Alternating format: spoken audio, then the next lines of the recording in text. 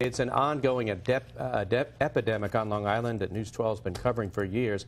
There's more awareness of the problem than ever before, but officials say it's only getting worse. Our Christine Nsinga shows us why in part one of Heroin, Addicted on Long Island. Follow-up report. I shot heroin all night underneath the L train. You know, I didn't shower for days. This is TATIANA Green when she was 10, a popular tween who ran for student council in 6th grade and loved ice skating. That was before she encountered pain pills and then heroin. You feel no pain, and it's like you could do anything. You feel like Superwoman. I guess that's why they call it heroin, right? But that's the illusion of it. At your peak, how much were you using? How much were you spending on it? Hundreds of dollars a day. Where are you getting money? 2 to 3 bundles a day. Green says she was constantly in and out of detox, rehab, and jail between the ages of 17 and 21. It ruined my life. If you feel like you've heard this story before, it's because you have. I wish I could say we've turned a corner in fighting the heroin crisis here on Long Island. We haven't. Drug addiction experts like Jeff Reynolds say the heroin epidemic continues to grow on Long Island. We're not going to fewer funerals where in fact it's getting progressively worse by the day. It's really scary. Dory Schofield of Stony Brook finds it hard to accept that the heroin epidemic is still raging. Her son Daniel died from an overdose in 2011. My oldest son, he was my world.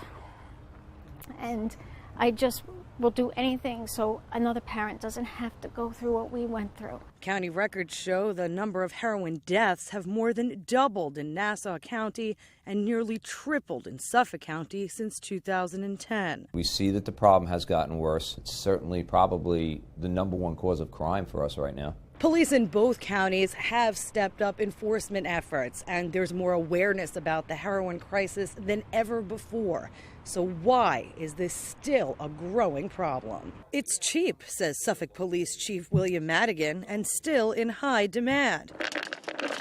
Also, ironically, a state law designed to stop illegal sales of pain pills has led to more use of heroin. Because the pills may be so difficult to get, they don't start with pills. Now they're starting out, right with heroin. And while the heroin problem gets worse, treatment is getting harder to find. There are fewer treatment beds today than there were 2 years ago. He also says there needs to be more education to discourage young people from using deadly drugs in the first place.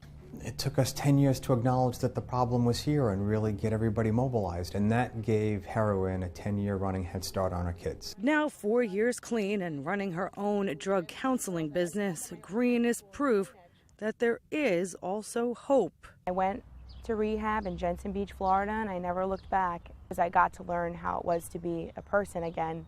I got to laugh again. Christine Nsinga, News 12, Long Island. Well, for more information on how to get help for addiction to heroin, go to our website, news12.com.